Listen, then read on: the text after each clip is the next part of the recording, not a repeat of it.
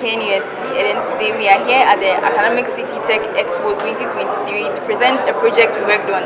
The project is a drone that is able to take footage of a farm land, and then we run the footage through the machine learning model to aid the farmer to be able to count the number of crops on his farm and then also detect diseased crops. The main aim of this whole project is to reduce the number of time or the amount of time the farmer needs to move through his own farm to have to figure out which crops are having problems and then which ones are not, and also to be able to count the number of crops in order to aid with harvesting planning. The drone here consists of a GPS module, a flight controller, and some rotors which aid it to fly. It also has a camera that would help it to be able to take the footage over the farm. And then the machine learning model is used to detect the diseased crops and also count the number of crops on the farm. Thank you.